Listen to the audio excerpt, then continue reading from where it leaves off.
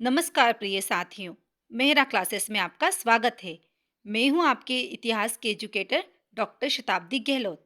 इतिहास के विद्यार्थी मुझे बहुत अच्छे से जानते होंगे और अब आपसे भी मेरा गहरा रिश्ता जुड़ने वाला है, गहरा नाता जुड़ने वाला है। वो कैसे? क्योंकि आज से हम प्रथम प्रश्न पत्र सामान्य अध्ययन की तैयारी प्रारंभ कर रहे हैं। तो मैं तैयार हूँ। क्या आप तैयार हैं हमारे साथ? तो जल्दी कीजिए, मेरा क्लासेस एप्लीकेशन को डाउनलोड कीजिए और प्रथम प्रश्न पत्र के लिए अपने आप को एनरोल कीजिए। और भी आवश्यक सूचनाएं व जानकारी इस वीडियो के डिस्क्रिप्शन में दी गई है। कृपया उसे देखना सुनिश्चित करें। आज से हम पढ़ने वाले हैं मध्य प्रदेश की नदियाँ। मध्य प्रदेश का सबसे महत्वपूर्ण टॉपिक होता है मध्य प्रदेश की नदियाँ, जिससे प्रश्न आते ही आते हैं। इसलिए शुरुआत ही हम महत्वपूर्ण टॉपिक से करते हैं। तो सबसे पहले हम देखेंगे मध्य प्रदेश की प्रमुख नदियों के बारे में, जिसमें आज हम पढ़ने वाले हैं नर्मदा नदी, चंबल नदी, बेतवा नदी, सोन नदी और ताप्ती नदी के बारे में। ये मध्य प्रदेश की 5 महत्वपूर्ण नदियां हैं, जिनका अध्ययन हम आज करने वाले हैं। जिसमें सबसे पहले नर्मदा नदी। नर्मदा नदी को मेकलसुता, रेवा, कुंवारी, संकरी आदि नामों से जाना जाता है। मेकल पर्वत श्रेणी से निकलने के कारण इसे मेकलसुता कहते हैं। रव की ध्वनि के कारण इन्हें रेवा कहा जाता है। इसके यानी नर्मदा नदी के संपूर्ण जल का दोहन नहीं हुआ, इसीलिए इसे कुंवारी नदी भी कहते हैं। शंकर की पुत्री कही जाने के कारण इन्हें शंकरी कहते हैं। और नर्मदा नदी के बारे में कहा जाता है कि नर्मदा नदी का हर पत्थर शंकर है, ऐसा उन्हें वरदान प्राप्त है। एकमात्र ऐसी नदी हमारे मध्य प्रदेश की, ऐसी नदी जो कर्क रेखा के समानांतर बहती है, वह है नर्मदा नदी। कहाँ से उद्गम होता है? तो मध्य प्रदेश की जीवन रेखा है। हमारे मध्य प्रदेश का आधार हमारी नदियां हैं और इसी वजह से बहुत सारी नदियों का उद्गम मध्य प्रदेश से हुआ है। इसीलिए हमारे प्रदेश को क्या कहा जाता है? नदियों का मायका भी कहा जाता है। जीवन रेखा कौन सी नदी है हमारी? नर्मदा नदी। इसका उद्गम स्थल अमरकंटक के अनूपपुर जिले के पुष्पराजगढ़ तहसील से होता है। नर्मदा नदी का उद्गम। मुहाना क्या है? नर्मदा नदी मध्य प्रदेश, महाराष्ट्र, गुजरात से होते हुए कहाँ जाती है? खंबात की खाड़ी में जाकर गिर जाती है। ठीक है। उसके बाद में हम देखते हैं कुल लंबाई कितनी है। नर्मदा नदी की कुल लंबाई 1312 किलोमीटर है और मध्य प्रदेश में इसकी कुल लंबाई 1077 किलोमीटर है। नर्मदा की सहायक नदियों में नर्मदा की कुल कितनी नदियां हैं? 41 नदियां हैं, जिनमें से बाईं तरफ है 22, बाईं 22 और 19 कितनी है? दाईं तरफ। बाईं तरफ से जो मिलने वाली प्रमुख नदियां हैं उसमें थावर, बंजर, सेर, शकर, तवा, सुक्ता, कुंडा, गोई आदि नदियां हैं। थावर पर मंडला में थावर परियोजना भी है, आगे हम देखेंगे। इन सब नदियों में यहाँ पर जो हमारे लिए महत्व रख रही वो है तवा नदी, जिस पर मध्य प्रदेश का सबसे लंबा बांध बनाया गया है, तवा बांध। ठीक है। अगर प्रश्न आता है कि किस नदी पर मध्य प्रदेश का सबसे लंबा बांध है, तो तवा नदी, और उस बांध का नाम है तवा बांध। आगे बढ़ते हैं। अब नर्मदा नदी की बाईं तरफ हमने देखा था। अब नर्मदा नदी के दाईं तरफ से जो नदियां आती है उसमें हिरण, बारना, कोलार, मान, हथनी आदि नदियां आकर मिलती। महत्वपूर्ण नदियों के बारे में देखा है ना। वैसे तो दाईं तरफ से 19 नदियां मिलती हैं, लेकिन कुछ नदियों के नाम हमने यहाँ पर देखे हैं। अब क्या हुआ? ये तो दाईं तरफ से बाईं तरफ से, ये तो हमारे मध्य प्रदेश की बात हो गई, लेकिन गुजरात में भी मध्य प्रदेश की नर्मदा की कुछ सहायक नदियां हैं, जिसमें है कारा, कारजन, खुर्दी और कोटर। अब जो नर्मदा नदी पर प्रमुख परियोजना है, पर्टिकुलर नदियों के ऊपर जो परियोजनाएं बनी है, उसका हम अलग से अध्ययन करेंगे। लेकिन जो जो नदियां आ रही हैं, हम उसे देखते हैं कि इस पर कौन कौन सी परियोजनाएं बनी हुई, ताकि उससे हमारा क्या रहे, हम उससे कनेक्ट रहें। ठीक है। तो जो थावर परियोजना है वह मंडला मंडला जिले में है, थावर नदी पर। अवंतीबाई परियोजना जबलपुर में है। इंदिरा सागर परियोजना खंडवा में है ना, इंदिरा गांधी के द्वारा, जिसका शिलान्यास 1984 में किया गया था। देजला देवड़ा खरगोन में है। महेश्वर खरगोन में, ये महेश्वर वही परियोजना है जिसे निजी हाथों में सौंपा गया। तो अगर प्रश्न आता है कि मध्य प्रदेश की ऐसी कौन सी परियोजना है जो निजी हाथों में सौंपी गई, तो वह कौन सी है? महेश्वर परियोजना। मान परियोजना धार में है। चंद्रशेखर आजाद अलीराजपुर में। लोअर गोई परियोजना बड़वानी में। सरदार सरोवर नर्मदा जिला गुजरात में। सरदार सरोवर का शिलान्यास करने का कार्य, जिसकी नींव रखने का कार्य किसने किया था? तत्कालीन प्रधानमंत्री जवाहरलाल नेहरू के द्वारा। कब किया गया था? तो 1961 में किया गया था। 1961 में सरदार सरोवर का शिलान्यास किया गया था, या नींव रखने का कार्य तत्कालीन प्रधानमंत्री जवाहरलाल नेहरू के द्वारा किया गया था।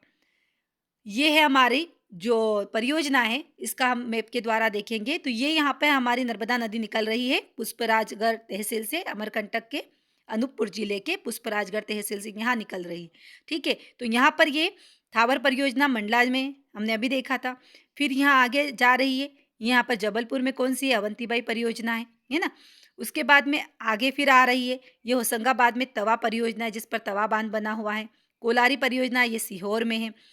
फिर ये खंडवा में ओंकारेश्वर परियोजना है, खंडवा में। खरगोन में फिर यहाँ पर कौन-सी है हमने देखा था, खरगोन में परियोजना है देजला देवरा परियोजना। बड़वानी में कौन-सी लोअर गोई परियोजना है। धार में कौन-सी मान परियोजना है। अलीराजपुर में जोबट परियोजना है और ये यहाँ पर जा रही है नीचे गुजरात में सरदार सरोवर बांध है। ठीक है, तो इस तरीके से हमने यहाँ पर सब देखा था। खंडवा में एक बहुत महत्वपूर्ण है हमारी इंदिरा गांधी इंदिरा सागर परियोजना। तो ये सारी परियोजना हमारी नर्मदा नदी के ऊपर है। अब नर्मदा नदी प्रायद्वीपीय भारत की एक महत्वपूर्ण नदी है। प्रायद्वीपीय भारत किसे कहते हैं, जो तीनों तरफ से जो जल से घिरा हो, जिसका एक बहुत बड़ा भूभाग हो, है ना, जो तीन तरफ से जल से और एक मतलब भूभाग हो, उसे प्रायद्वीपीय कहते हैं। इसे मध्य प्रदेश की जीवन धारा कहते हैं। याद रखिएगा, बहुत महत्वपूर्ण है कि भूगोलविद टालमी ने इसे क्या कहा है, नामोदास नाम दिया है। किसे, नर्मदा नदी को। अन्य नाम हमने देखा था, मेकल सुता तो है ही, सोमो देवी और रेवा। यह भारत की पांचवी बड़ी नदी है और नर्मदा को गंगा के समान ही पवित्र माना जाता है। नर्मदा नदी यानी यह नदी कहाँ से निकलती है, अनूपपुर जिले के अमरकंटक के मेकल पर्वत श्रेणी से, इसीलिए इसे क्या कहा जाता है, मेकल सुता कहा जाता है। से निकलकर कहाँ जाती है, डिंडोरी जिले में प्रवेश करती है। उसके बाद मंडला जिला में कुंडली नुमा आकृति बनाती है ना, कुंडली नुमा आकृति बनाती है, उसका निर्माण करती है। आकृति बनाते हुए जबलपुर के भेड़ा घाट में धुआंधार जलप्रपात का निर्माण करती है। उसके पश्चात नरसिंहपुर, होशंगाबाद, रायसेन, हरदा, सीहोर, देवास, खंडवा, खरगोन, धार, बड़वानी, अलीराजपुर जिले में सीमा बनाती हुई गुजरात में प्रवेश करती है और यहाँ पर सूरत जिले के भरूच के पास एस्चुरी बनाते हुए खंबात की खाड़ी में समाहित हो जाती है। तो ये हमने देखा, ये यहाँ से निकल रही है ना, ये यहाँ से निकलते हुए ये जबलपुर, नरसिंहपुर, होशंगाबाद, सीहोर, देवास, खंडवा, खरगोन, धार, बड़वानी, अलीराजपुर से होते हुए ये गुजरात के पास सूरत के भरूच में जाकर यह एस्चुरी बनाती है। आगे चलते हैं। नर्मदा नदी का जो बेसिन का क्या है कि इसका 89.9% भाग मध्य प्रदेश का है और 10.1% गुजरात और महाराष्ट्र के द्वारा, यानी ज़्यादातर जो हिस्सा है वो हमारे मध्य प्रदेश में है। अब नर्मदा नदी पर जो प्रमुख घाट बनाए गए हैं उनके बारे में चर्चा करते हैं। यहाँ पर जो गौरी घाट जबलपुर में है, इस घाट को 24 फरवरी 2020 को मध्य प्रदेश में गो कुंभ का आयोजन किया गया है। ठीक है, यहाँ पर जबलपुर में कपिल धारा जलप्रपात भी है। तो गौरी घाट जो जबलपुर में है, सेठानी घाट कहाँ पर है, होशंगाबाद में। वरमान घाट बहुत महत्वपूर्ण, यहाँ से पूछा जाता है वरमान का मेला कहाँ पर लगता है, तो हमें दो चीजें कवर हो रही है। वरमान घाट कहाँ पर है, नरसिंहपुर में। वरमान का मेला कहाँ लगता है, नरसिंहपुर में लगता है। कब लगता है, तो ये वही वरमान घाट है जहाँ जो नरसिंहपुर में है, गांडरवाड़ा नरसिंहपुर में है और यहाँ पर मकर संक्रांति पर 13 दिनों के लिए बरमान का मेला आयोजित किया जाता है। ठीक है, महेश्वर घाट बहुत महत्वपूर्ण क्यों है, क्योंकि इसका निर्माण देवी अहिल्याबाई ने किया था और ये सबसे लंबा नदी घाट है मध्य प्रदेश का, है ना। मध्य प्रदेश का सबसे लंबा नदी घाट कौन सा है, तो यह महेश्वर घाट है। महेश्वर घाट ये आपको मैं बता रही हूँ, देखो इस तरह से दिखता है महेश्वर घाट। अगर आप नहीं गए हो तो यहाँ से आप देख ले, दर्शन का लाभ ले हुए आगे बढ़ते हैं। नर्मदा नदी पर कुछ जलप्रपात भी बने, जैसे हमने बात करी थी अनूपपुर जिले में जो बनने वाले, कपिल धारा, दुग्ध धारा, दुर्गा धारा, शंभू धारा, लक्ष्मण धारा, पंच धारा, ये क्या है, अमरकंटक के अनूपपुर जिले में। धुआंधार जलप्रपात भेड़ाघाट जबलपुर में बनते हैं। मानदाता और दर्दी खंडवा जिले में। सहस्त्रधारा जलप्रपात महेश्वर खरगोन में और जारवानी जलप्रपात गुजरात में। मैप से समझते हैं इसे, ये रहा हमारे पास मैप। ये यहाँ से निकल रही है अनूपपुर जिले में, निकलते ही से ही दो जलप्रपात हमारे लिए महत्व रखते हैं। ये है कपिल धारा और दूसरा है दुग्ध धारा। फिर थोड़ा आगे जाती है, यहाँ पर जबलपुर में कौन सा जलप्रपात बनाती है, भेड़ा घाट बहुत प्रसिद्ध है। धुआंधार, जिसमें जब जल नीचे गिरता है तो ऐसा लगता है धुएं के समान, इसीलिए इसे धुआंधार जलप्रपात भी कहते हैं। फिर थोड़ा आगे जाती है, कहाँ जाती है, खंडवा में। कौन सा जलप्रपात बनाती है, दर्दी और मानदाता। फिर थोड़ा आगे आगे जाती है, कहाँ पर जाती है, खरगोन में। खरगोन में क्या बनाती है, सहस्त्रधारा जलप्रपात। फिर थोड़ा आगे जाती है गुजरात में और यहाँ पर कौन सा जलप्रपात बनाती है, जारवानी गुजरात में। ठीक है, ये हमारे नर्मदा नदी पर बनने वाले प्रमुख जलप्रपात है। अब जो नर्मदा नदी के संबंध में कुछ तथ्य छूट गए हैं, उनके बारे में चर्चा करते हैं। नर्मदा नदी को क्या कहता है कि खुशी देने वाली नदी, यानी रिवर ऑफ प्लेजर। यहाँ पर एक बहुत ही महत्वपूर्ण हमारे मध्य प्रदेश की राजकीय मछली महासीर पाई जाती है। टोरटोर मछली कहाँ पाई जाती है? नर्मदा नदी में। गुजरात में नर्मदा नदी के तट पर दुनिया की सबसे ऊंची स्टैचू ऑफ यूनिटी, जिसका उद्घाटन कब किया गया? 31 अक्टूबर 2018 को। वास्तुकार कौन है इसके? राम सुतार। किसके वास्तुकार है? Statue of unity. किसकी प्रतिमा है? कमेंट्स बॉक्स में जरूर बताइएगा। यह क्या है? सतपुड़ा और विंध्याचल पर्वत श्रेणी के बीच भ्रंश घाटी में बहती है। भ्रंश क्या होती है? दो भूखंडों के बीच में जब तनाव होता है और वो टूटने लगते हैं, उसके बीच के हिस्से को क्या कहते हैं हम? भ्रंश घाटी। नदी अफवाह में स्थित मध्य प्रदेश की सबसे बड़ा जिला कौन सा है? इस नदी, नर्मदा नदी के ना अफवाह में स्थित मध्य प्रदेश का सबसे बड़ा जिला है जबलपुर। और खोसला समिति, खोसला समिति नर्मदा विवाद से संबंधित है। कौन सा विवाद हुआ था नर्मदा का, जो खोसला समिति से संबंधित है? मध्य प्रदेश, महाराष्ट्र और गुजरात में जल के विभाजन के लिए समिति का निर्माण किया गया, जिसके नर्मदा घाटी विकास प्राधिकरण की स्थापना भी हुई 1985 में। नर्मदा नियंत्रण प्राधिकरण का गठन कब हुआ? तो यह हुआ 10 सितंबर 1980 में, और प्राधिकरण में 20 सितंबर 1980 से कार्य प्रारंभ किया, 10 दिन बाद ही इसने कार्य प्रारंभ कर दिया था। नर्मदा सेवा यात्रा का आयोजन 11 दिसंबर 2016 से 15 मई 2017 तक कुल 148 दिनों तक किया गया था। नर्मदा सेवा यात्रा का आयोजन। नर्मदा नदी पर मार्बल गाज, मानधाता गाज और मुकरता गाज का निर्माण करती है नर्मदा नदी। राजोरस, जो छिपकलियों का राजा मांसाहारी डायनासोर की एक प्रजाति है, इसके जीवाश्म कब मिले? 1982-84 में भारतीय पुरातत्वविद सुरेश श्रीवास्तव जी को नर्मदा नदी घाटी क्षेत्र में गुजरात के महिसागर और मध्य प्रदेश के जबलपुर से प्राप्त होते हैं। किसके? राजोरस छिपकली, जो छिपकलियों का राजा और मांसाहारी डायनासोर की एक प्रजाति है। 1982-84 में सुरेश श्रीवास्तव जी को नर्मदा घाटी क्षेत्र गुजरात के महिसागर और मध्य प्रदेश के जबलपुर से प्राप्त होते हैं। धार जिले के चंदनखेड़ी गांव में नर्मदा नदी घाटी के किनारे मेघनाथ तपोस्थली है, जिसका वर्णन कहाँ मिलता है हमें? विष्णु पुराण में भी मिलता है। ऑपरेशन नर्मदा 1961 में खरगोन जिले में नर्मदा नदी के किनारे किया गया था। इस ऑपरेशन को क्या नाम दिया गया था? मध्य प्रदेश पुलिस प्रशिक्षण। आप ध्यान रखिएगा हमेशा कि जैसे ही कोई सन हमारे सामने आता है, जैसे 1961, ये हमने अभी लास्ट पढ़ा था कि सरदार सरोवर बांध का या नींव रखने का कार्य 1961 में जवाहरलाल नेहरू के द्वारा तत्कालीन प्रधानमंत्री से किया गया। फिर आता है हमारा कि ऑपरेशन नर्मदा भी कब चलाया गया? तो 1961 में, जिससे जहाँ कहाँ पर चलाया गया? खरगोन जिले में। कहा इसको क्या नाम दिया गया? मध्य प्रदेश पुलिस को प्रशिक्षण देने के लिए यह काम ऑपरेशन चलाया गया, जिसे ऑपरेशन नर्मदा नाम दिया गया। तो हमें ऐसे कनेक्ट करते हुए आना चाहिए, क्योंकि हर प्रश्न में जैसे ही हमें कुछ दिखा उससे रिलेटेड हमारे माइंड में क्लिक होना ही चाहिए। अब अगली नदी आती है हमारी चंबल नदी, मध्य प्रदेश की दूसरी महत्वपूर्ण नदी। यह क्या है? यह पश्चिमी मध्य प्रदेश की महत्वपूर्ण नदी है और इसका पौराणिक नाम क्या है? चरमावती। कैसे इसका नाम चंबल पड़ा?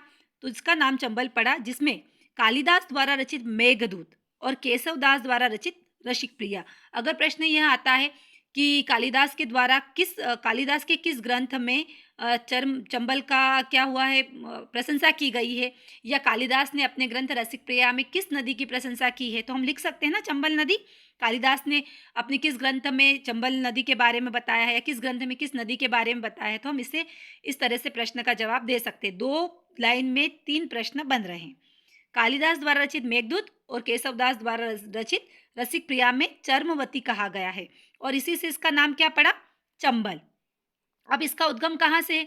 तो ये मध्य प्रदेश के महू, जो इंदौर के पास में है, जाना पावा पहाड़ी के विंध्याचल रेंज से इसका उद्गम हुआ है। मध्य प्रदेश व राजस्थान की सीमा बनाते हुए मध्य प्रदेश के श्योपुर, मुरैना और भिंड, ये क्या है? बीहड़ क्षेत्र कहे जाते हैं ना। बीहड़ बनाती है यहाँ पर, बड़ी बड़ी अवनालिका बनाती है। अवनालिका प्रवर्धन के लिए भी चंबल नदी को जाना जाता है। उत्तर प्रदेश के इटावा जिले में प्रवेश करती है और इटावा से 38 किलोमीटर दूर यमुना नदी में समाहित हो जाती है। कौन सी नदी? चंबल नदी यमुना में जाकर मिल जाती है।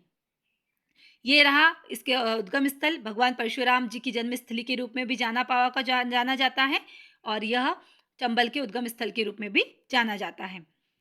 इस प्रकार यह यमुना नदी के दक्षिण की ओर मिलने वाली प्रमुख सहायक नदी है, और इसकी संपूर्ण जो लंबाई वह कितनी है?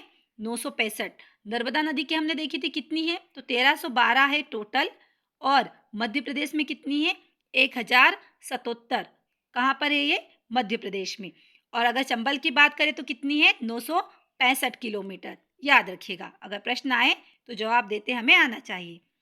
इसकी प्रमुख जो सहायक नदियाँ इसमें काली सिंध, सिंध, पार्वती और बनास है। इन नदियों के बारे में भी हम अगली कक्षा में चर्चा करेंगे। इन सहायक नदियों में मिलने पर इसका विशाल क्षेत्र बन जाता है। यह नदी कोटा मंडल में भेसोरगढ़ के निकट 18 मीटर ऊंचा चुलिया जलप्रपात बनाती है।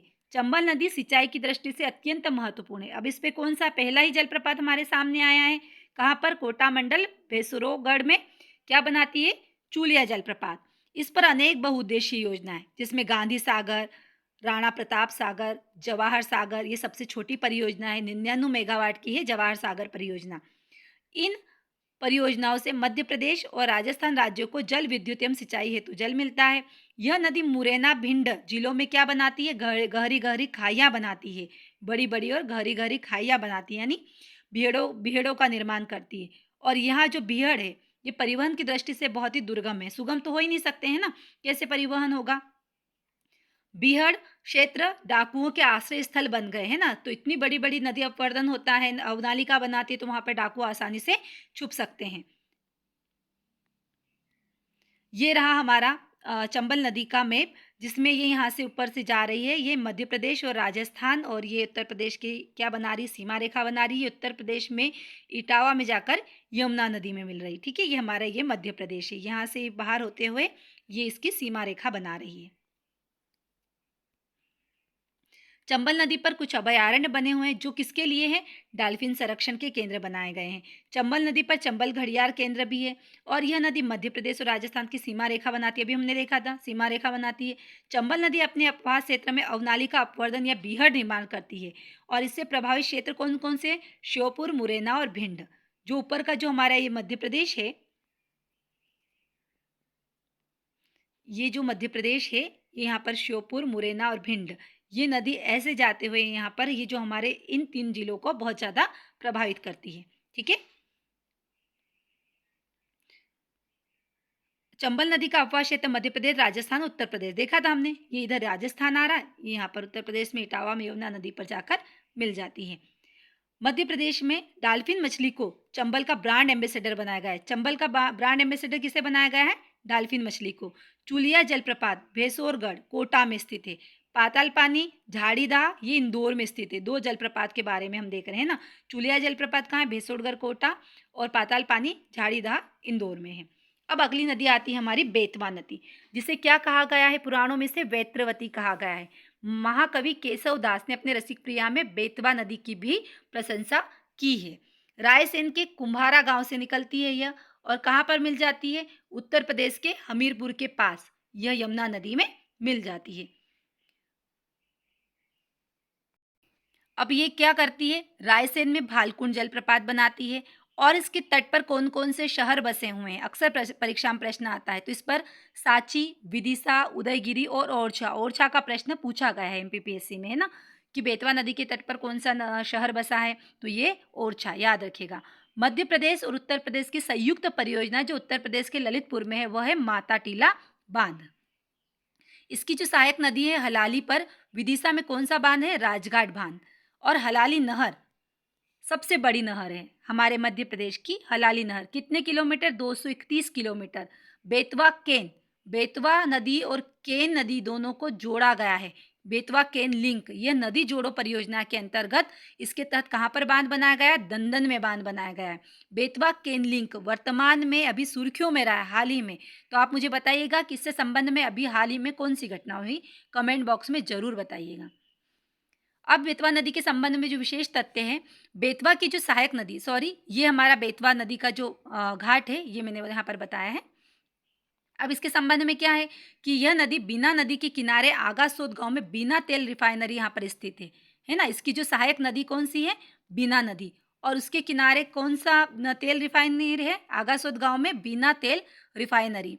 बीना नदी के किनारे सागर जिले में स्थित एरन नामक स्थान से सती प्रथा के साक्ष्य मिले हैं। पहला सती प्रथा का एकमात्र साक्ष्य एरन नामक गांव से एरन नामक स्थान से सती प्रथा का पहला साक्ष्य मिला है हमें।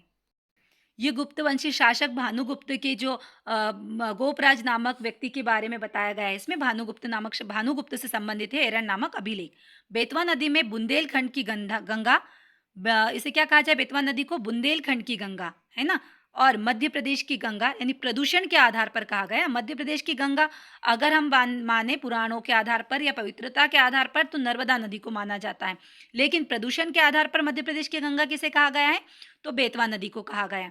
बेतवा को आइलैंड, बेतवा का आइलैंड देवगढ़ के किले उत्तर प्रदेश को कहा जाता है, बेतवा का आइलैंड। भालकुंड राहतगढ़ जलप्रपात बीना नदी पर सागर जिले में स्थित है। ओरछा में बेतवा नदी को क्या कहा गया है, ओरछा नगर में बेतवा को कहा गया है सतधारा। सतधारा के नाम से बेतवा को जाना जाता है ओरछा में।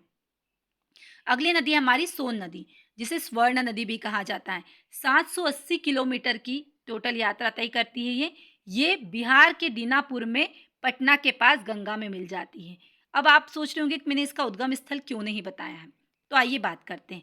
सोन नदी का और नर्मदा नदी का और जोहिला नदी का जो उद्गम स्थान है वह एक ही स्थान से हुआ है, यानी ये तीनों नदियाँ ये ऊपर की तरफ जाती है, जोहिला नर्मदा के समानांतर बहती है, और ये दो नदियाँ एक साथ बहती है।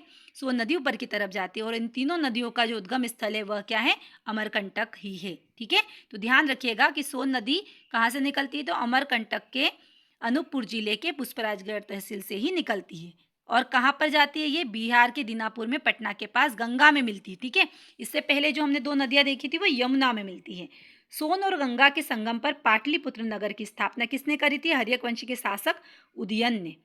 सोन और गंगा के संगम पर, जो जहाँ पर सोन और गंगा नदी मिलती है उसी के संगम पर पाटलिपुत्र नगर अर्थात वर्तमान पटना की स्थापना की गई है। सोन नदी पर सहडोल के देवलोड में बाण सागर बांध 495 मेगावाट का, जो उत्तर प्रदेश, मध्य प्रदेश और बिहार की संयुक्त परियोजना है। इसमें क्या है, आधा मध्य प्रदेश को और आधा इन दोनों को, किन दोनों को, यानी 50% हिस्सा हमारा मध्य प्रदेश का है और बाकी 25% हिस्सा किसका है, यूपी और बिहार का। मध्य प्रदेश में सिंचाई नहर विभाग 1905 में बना, ये हम सिर्फ जानकारी के लिए देख रहे हैं, आगे देखेंगे हम सिंचाई में जब पढ़ेंगे। और बालाघाट में वेनगंगा नदी पर 1993 में पहली नहर बनाई गई, बालाघाट में वेनगंगा नदी पर। बाण सागर परियोजना मध्य प्रदेश, उत्तर प्रदेश, बिहार संयुक्त परियोजना कहाँ पर है, देवलोड सहडोल में है। सोन नदी की सहायक नदी रिहंद बहुत ही महत्वपूर्ण है, रिहंद नदी पर गोविंद वल्लभ परियोजना उत्तर प्रदेश में संचालित है। सोन नदी की सहायक नदी रिहंद पर। सोन नदी को सुवर्ण, शुभांगी, सोनभद्र, सोआ, तालमी के द्वारा क्या कहा गया, सोआ, और तालमी ने नर्मदा नदी को क्या कहा है, नामोदास, और स्वर्ण नदी को क्या कहा है, सोआ। हिरण्यवाह भी कहा गया है। वाल्मीकि की रामायण में सोन नदी को सुभागदी कहा गया है, और महर्षि विश्वामित्र द्वारा इसे सोनभद्र के तटवर्ती प्रदेशों को महात्मा बसु की भूमि के रूप में भगवान श्री राम का उल्लेख किया गया है। किस नदी को, तो हम बात करें सोन नदी की। विश्वामित्र द्वारा सोनभद्र के तट पर वर्ती प्रदेशों को जो महात्मा बसु की भूमि के रूप में श्री भगवान राम का उल्लेख किया गया है। बाणभट्ट ने अपनी आयु के लगभग 14 वर्ष किस नदी पर बिताए थे, सोन नदी पर बिताए थे बाणभट्ट ने। अगली नदी हमारी ताप्ती नदी, आज की आखिरी नदी। ये कहाँ से निकलती है, बैतूल के मुल्ताई ताप से 734 किलोमीटर की यात्रा तय करती है। ताप्ती नदी का जो नाम संस्कृत में ताप शब्द से उद्धृत हुआ है। महाभारत और पुराणों में ताप्ती नदी को सूर्य भगवान की पुत्री कहा गया है, किसमें, महाकाव्यों में, ये भी कह सकते हैं। यह नदी मध्य प्रदेश के बैतूल और खंडवा जिलों में बहती है। बुरहानपुर और सूरत नगर इसी नदी के किनारे हैं। सहायक नदियों में पूर्णा, गिरना, बोरी, पंजारा, अमरावती इसकी सहायक नदियां हैं। यह भी नर्मदा नदी की भांति पूर्व से पश्चिम की ओर बहती है। जैसे नर्मदा नदी पूर्व की पश्चिम की ओर बहती है, वैसे भी यह भी पूर्व से पश्चिम की ओर बहती है। नर्मदा नदी कर्क रेखा के समानांतर भी बहती है, हमने देखा था। ठीक है, और नर्मदा नदी की भांति यह डेल्टा नहीं बनाती है, तो क्या बनाती है, एस्चुरी बनाती है। तो अब नदियों के बारे में विविध प्रश्नों पर बात करते हैं। नर्मदा की सहायक नदी बरगी पर कौन सा बांध है, रानी अंतीबाई बांध, हमने देखा था मैप में। महादेव पर्वत की कालीभित पहाड़ी से तवा नदी निकलती है। तवा बांध मध्य प्रदेश का सबसे बड़ा बांध है। जोबत में हाथनी नदी पर चंद्रशेखर आजाद परियोजना देखा था हमने मैप में। सिहना नदी है ना, मंदसौर में सिहना नदी के तट पर कौन सा मंदिर है? पशुपति मंदिर है, पूछा जाता है प्रश्न। सतना क्षेत्र से टोंस नदी निकलती है। इंदौर की खान और गंभीर सबसे प्रदूषित नदियां मानी जाती है। रीवा की बीहड़ नदी पर सबसे बड़ा जलप्रपात चचई जलप्रपात बनता है। पचमढ़ी में कौन कौन से हैं? तो डचेस फाल, अप्सरा और पन्ना में पांडव फाल है। अब देखते हैं कुछ प्रश्न। अगर आपको इसके आंसर आ गए तो समझेंगे आज की जो हमारी कक्षा है वह सार्थक हुई। कर्क रेखा के समानांतर बहने वाली नदी कौन सी है? वीडियो को पॉज करिए, ऑप्शन देखिए और आंसर दीजिए। मैं आपको बताती हूँ, वह है नर्मदा नदी। हमने अभी पढ़ा था। मेकल सुता के नाम से कौन सी नदी जानी जाती है? तो मेकल सुता यानी मेकल पर्वत श्रेणी से निकलने के कारण नर्मदा नदी को ही मेकल सुता नाम से जाना जाता है। चंबल नदी कुल कितने किलोमीटर बहती है? तो हमने बहुत अच्छे से देखा था, 965 किलोमीटर की यात्रा तय करती है। चंबल नदी कहाँ से निकलती है? तो महू इंदौर के जानापावा पहाड़ियों से निकलती है। और यह कहाँ पर मिलती है यमुना नदी में? तो उत्तर प्रदेश के इटावा में जाकर यमुना नदी में मिल जाती है। यहाँ से निकलकर ऊपर जाती हुई पूरी ये राजस्थान और मध्य प्रदेश की सीमा बनाती है। उत्तर प्रदेश में इटावा में जाकर मिल जाती है और 965 किलोमीटर की यह यात्रा तय करती है। किसकी बात कर रहे हैं हम? चंबल नदी की। आगे बढ़ते हैं। बाणसागर परियोजना किस नदी पर है? बहुत अच्छे से देखा था हमने। बाणसागर परियोजना यह सोन नदी पर है ना। सोन नदी जो कि कहाँ से निकलती है? अमरकंटक से निकलती है। जवाहर परियोजना कितने मेगावाट की है? यह सबसे छोटी परियोजना 99 मेगावाट की, जो किस नदी पर है? चंबल नदी पर है। ठीक है। सरदार सरोवर बांध का शिलान्यास, ये सरदार सरोवर बांध कब बना? सरदार सरोवर बांध 1961 में बना। किसके द्वारा बनाया गया? किसके द्वारा इसकी नींव रखी गई? तो तत्कालीन प्रधानमंत्री पंडित जवाहरलाल नेहरू के द्वारा। पहली नदी जोड़ो परियोजना किन दो नदियों की? हमने देखा था बेतवा केन लिंक, है ना। बेतवा केन लिंक, बेतवा केन लिंक के बारे में अभी सुर्खियों में क्यों है बेतवा केन लिंक? आप इसके बारे में कमेंट में जरूर आंसर दें मुझे। प्रदेश का सबसे लंबा बांध कौन सा है? तो वह तवा बांध है। प्रदेश की सबसे बड़ी परियोजना किस नदी पर बनी है? आप देखिएगा, मध्य प्रदेश की सबसे बड़ी नदी परियोजना किस नदी पर बनी है? मध्य प्रदेश की अगर बात करें, है ना, तो प्रदेश में मध्य प्रदेश की सबसे बड़ी नदी परियोजना कौन सी है? नामोदास। ये नामोदास नाम किसने दिया था? टालमी ने। यह इंदिरा सागर परियोजना के बारे में बात हो रही है जो 1000 मेगावाट की है। ठीक है, जो किस नदी पर है? नर्मदा नदी पर, जिसे क्या कहते हैं? नामोदास। यह नाम किसने दिया था? टालमी ने। सबसे बड़ा जलप्रपात कौन सा है? तो सबसे बड़ा जलप्रपात हमने देखा था चचाई जलप्रपात, रीवा का। सूर्यपुत्री के नाम से किसे जाना जाता है? तो ताप्ती नदी को। पुराणों में सूर्यपुत्री, महाभारत और रामायण में भी सूर्यपुत्री के नाम से जाना जाता है। किस परियोजना को निजी हाथों में सौंपा गया? तो महेश्वर परियोजना को निजी हाथों में सौंपा गया, बताया था मैंने आपको। महाकवि केशव ने किस नदी के तट की प्रशंसा करी? तो नर्मदा नदी के तट की प्रशंसा करी। यही है ना, नर्मदा नदी? जी नहीं, नर्मदा नदी नहीं, चंबल नदी और बेतवा दोनों आंसर हो सकते हैं। लेकिन अगर ज़्यादा जाए तो किसका उल्लेख करा? अगर बात करें तो हम किसका उल्लेख करा? तो दोनों का उल्लेख करा, लेकिन तट की प्रशंसा में हम लिखेंगे बेतवा नदी। पूर्व से पश्चिम की ओर बहने वाली कौन सी दो नदियां हैं? तो वह है नर्मदा और ताप्ती। सोन और गंगा के संगम पर कौन सा नगर बसाया गया? पटना, है ना। सोन और गंगा के संगम पर किसने बसाया? तो उदयन, जो हर्यक वंश का शासक है, उदयन ने यहाँ पर सोन और गंगा के संगम पर पटना नगर की स्थापना की है। तो ये था हमारा आज का सेशन जो कंप्लीट होता है। फीस स्ट्रक्चर के बारे में आपको बताना चाहूँगी कि अभी जो हमारा फीस है, पेपर 1 का फीस है 999 में उपलब्ध है। तो जल्दी से आप अपने आप को एनरोल कीजिए और समय बहुत कम है, लिमिटेड पीरियड का ऑफर है हमारा। जल्दी से ज्वाइन करिए। कैसे ज्वाइन करेंगे? तो मेहरा क्लासेस एप्लीकेशन को आपको डाउनलोड करना है, हमारा यूट्यूब चैनल विजिट करना है, साथ ही इस कॉन्टैक्ट नंबर पर आपको कुछ भी क्वेरी हो तो आप व्हाट्सअप कर सकते हैं। तो जल्दी से जुड़ जाइए मेहरा क्लासेस के साथ। तो जल्दी मिलते हैं हम अगली क्लास के साथ। दीजिए मुझे इजाज़त। जय हिंद, जय गणेश।